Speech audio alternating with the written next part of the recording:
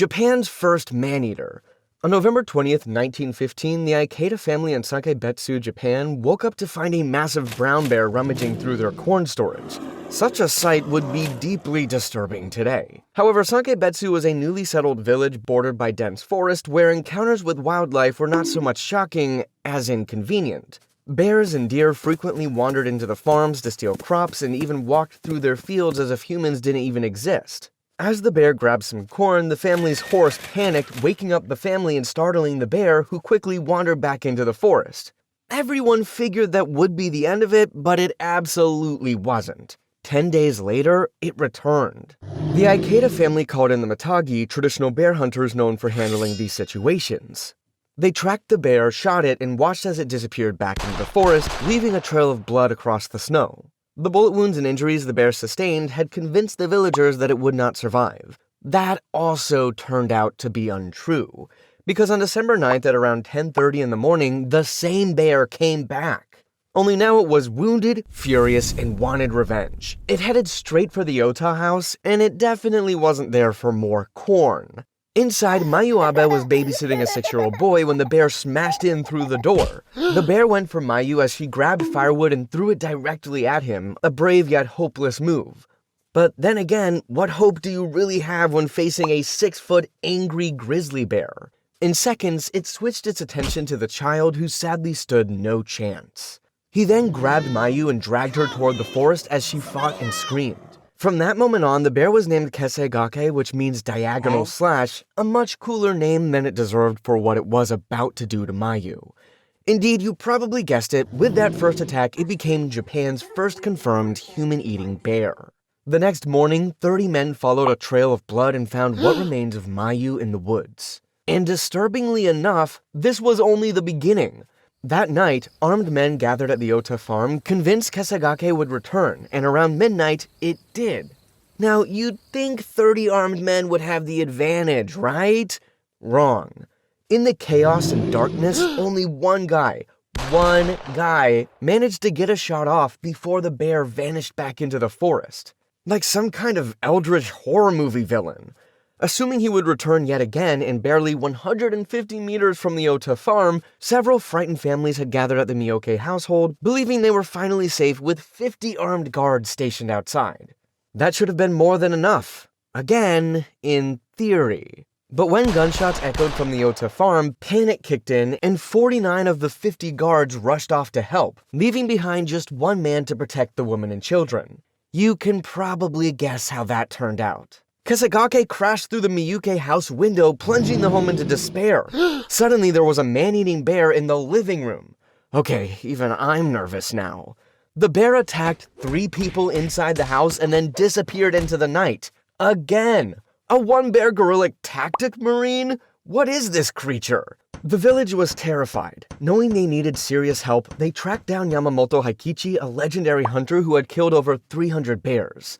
Maybe hiring the grizzly bear hitman would have been the better decision in the first place. On December 14th, Yamamoto tracked the bear down and 60 men cornered Kesegake under a Japanese oak tree. Yamamoto crept within 20 meters to lure the bear into a confused encounter. He needed to be close. He needed to be efficient. Yamamoto fired directly into the bear's heart. The bear stood up on its hind legs and glared at him. Because it does take more than a heart shot to stop an 880-pound killing machine. So Yamamoto fired again and hit it in the head.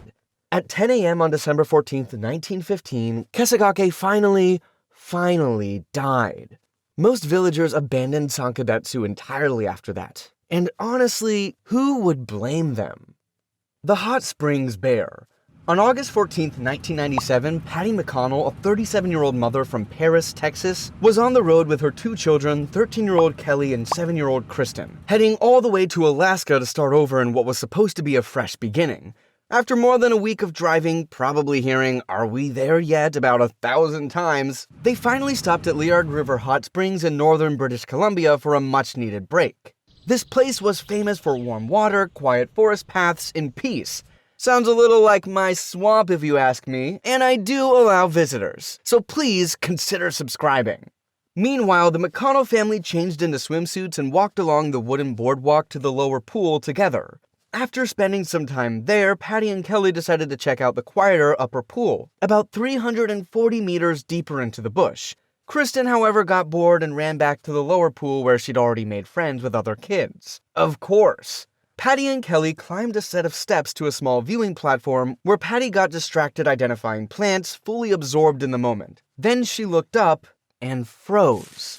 A large adult male black bear was sitting in the bushes less than 6 meters away, staring directly at her, just watching.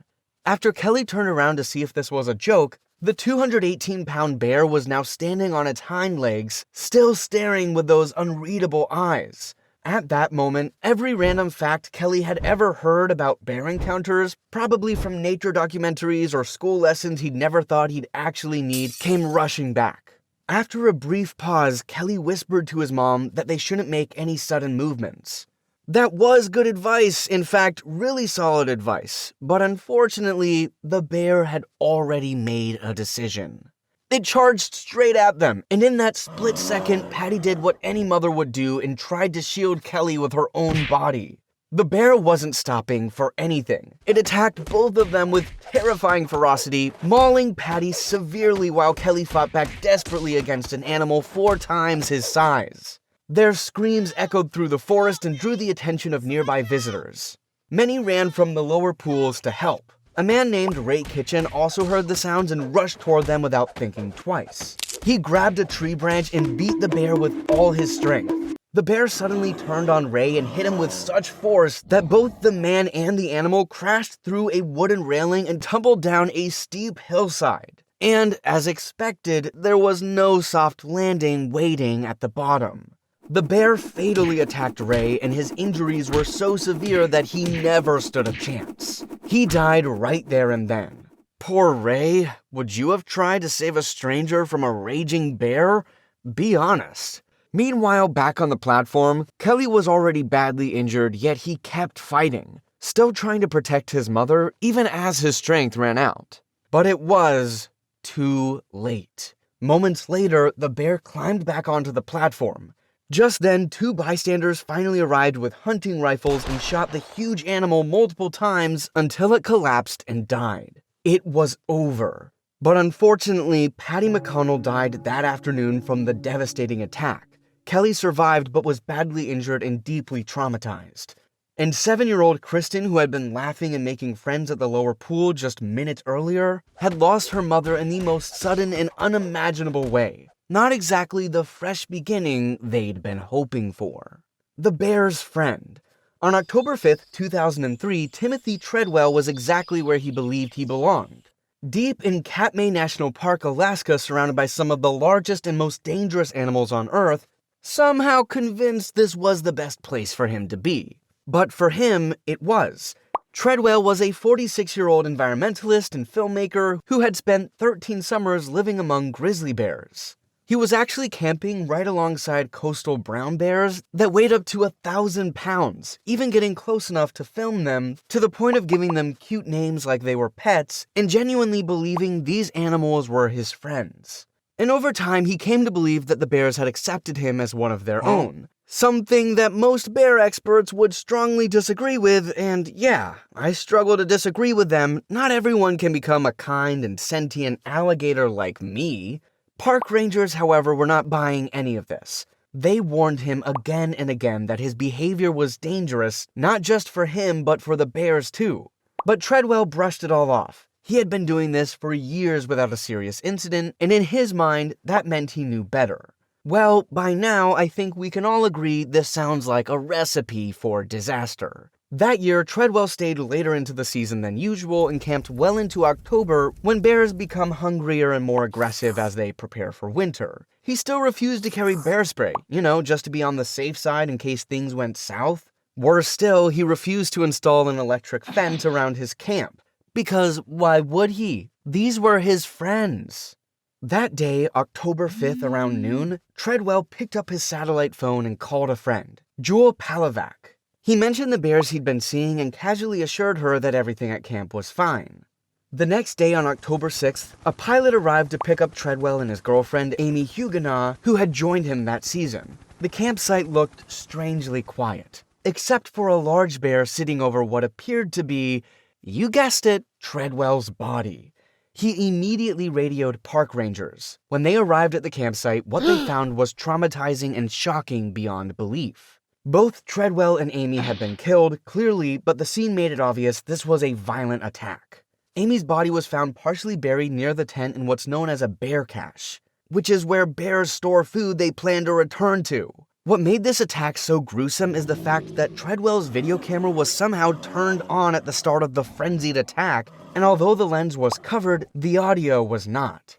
The bear had first attacked Treadwell outside the tent as he screamed for Amy's help. She rushed out and attempted to fight off the bear with what is believed to be a frying pan.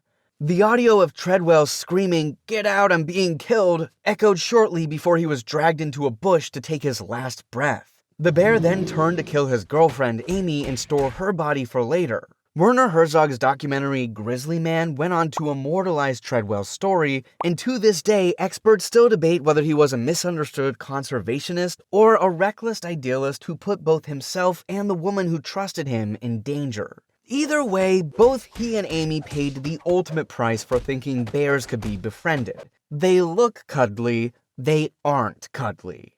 Too late to save them. On November 26, 2018, Valérie Théoret, a 37-year-old French immersion teacher from Whitehorse, was on maternity leave and spending 3 months in the wilderness with her husband, Jurman Ruschelt, and their 10-month-old Adele. They were living at a remote trapping cabin near Inerson Lake in Canada's Yukon, a place where the nearest neighbor is, well, there just aren't any, unless you talk to trees. Jurman was a professional trapper and wilderness guide, and Valérie designed handcrafted fur products, so both were deeply familiar with life off the grid. These weren't city people playing bush life for Instagram, they knew what they were doing, or at least thought they did. That Monday morning, Valérie decided to take baby Adele for a walk near the cabin. The forest was quiet and there were no signs of danger anywhere. At the same time, Jurman was about 1 kilometer away checking his trapline like he always did, completely unaware that something terrible was happening back at the cabin. Around 3 p.m. as he was making his way back home, he suddenly found himself face to face with an 18-year-old grizzly bear that charged directly at him about 100 meters from the cabin. He managed to shoot and kill it in self-defense, and for a moment, just a brief moment, he probably thought that was the worst thing that would happen that day and that the danger had passed. But as he got closer to the cabin, that relief turned into absolute horror. Just outside their home, his wife and infant daughter lay dead. Valérie's injuries suggest the bear attacked suddenly, biting her, killing both her and her daughter almost immediately. The cruel irony of it all was that he had killed the bear, but he was already too late to save the people who mattered most. And if there's one thing these stories keep reminding us, it's that danger rarely announces itself in advance. Except apes. They can do that.